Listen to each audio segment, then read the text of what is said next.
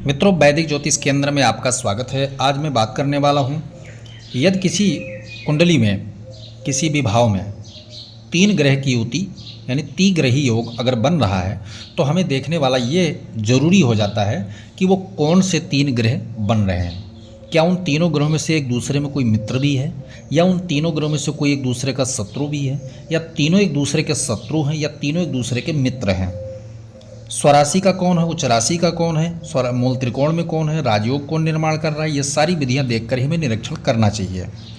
यदि आपके कुंडली में ऐसे कोई तीन ग्रह बैठे हैं तो उन्हीं पर चर्चा हम केंद्र के भाव में आज करने वाले हैं।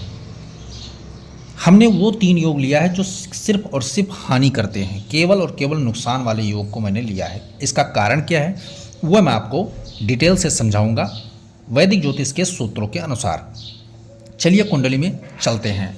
तो यहाँ देखोगे हमने कोई लगन नहीं लिया है स्पेशल, हमने केवल ग्रहों को लिया है। राशि को हम बिठा करके राशि में बिठा करके दिखाएंगे आपको।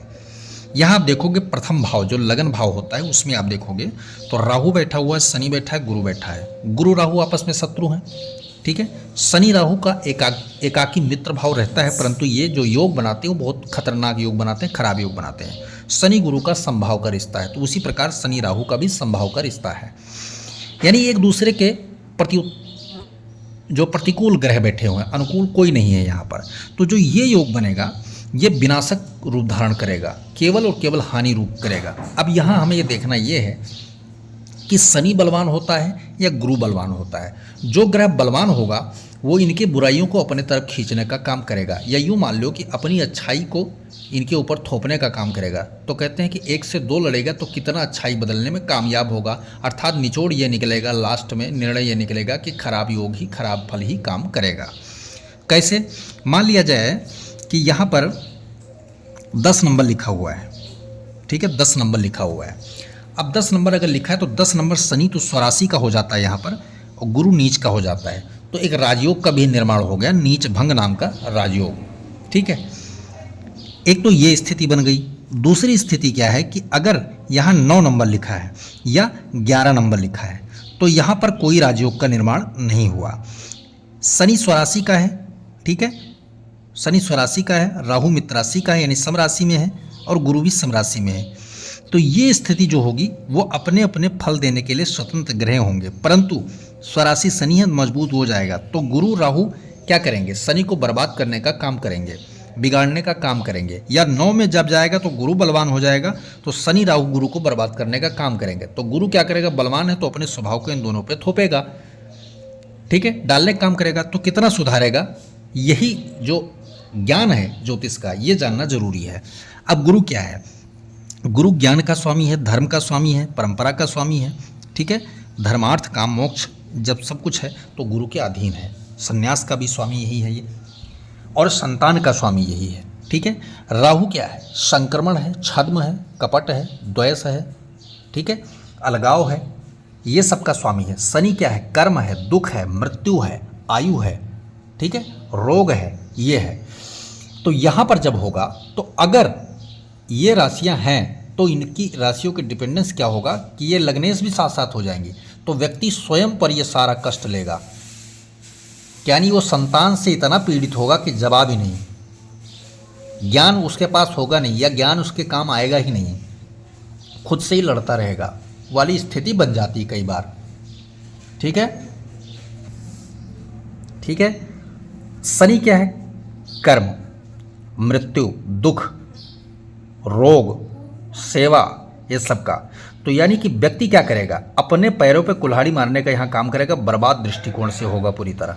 पढ़ा लिखा भी वो होगा लेकिन अनपढ़ों की तरह जो व्यवहार करने वाला होगा, ठीक है, मूर्खता सवार होगा उसके मूड पे। यहाँ पर जो प्रथम भाव में ये फल निकल के आता है। बात कर लेते हैं चौथे भाव में।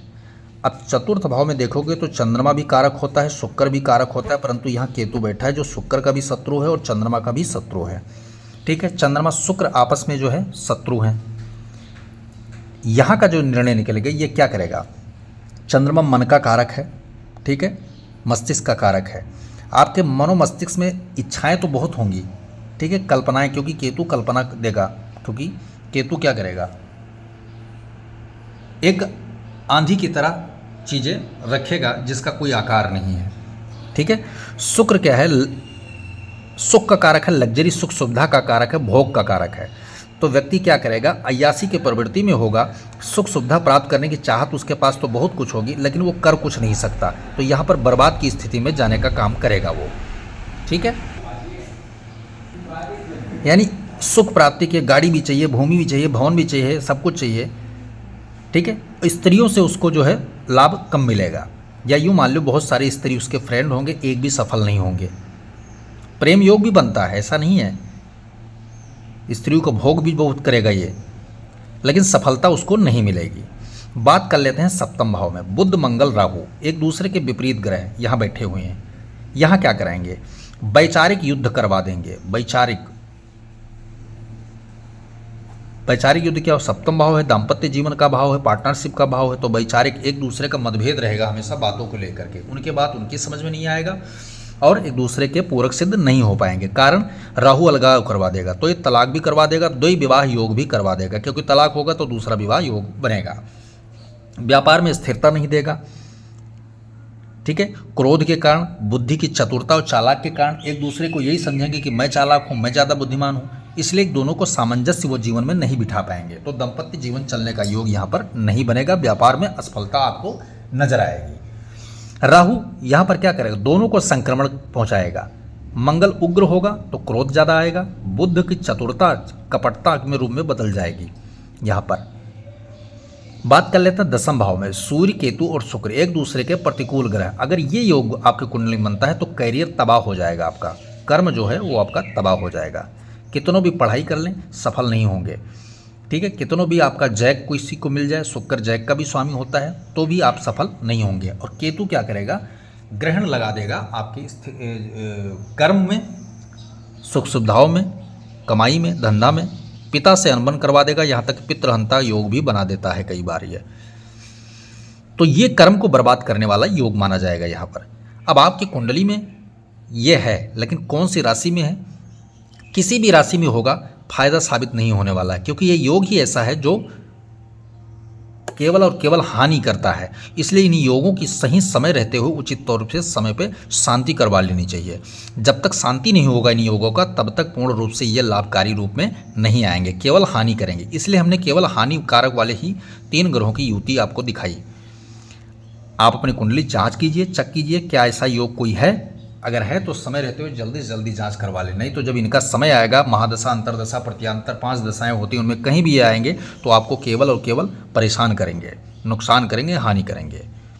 वीडियो पसंद आए तो लाइक करें, शेयर करें, सब्सक्राइब करें, साथ में बेल आइकन का बटन जरूर दबाएं ताकि हमारा नया लेटेस्ट वीडियो आप तक जरूर पहुंचे।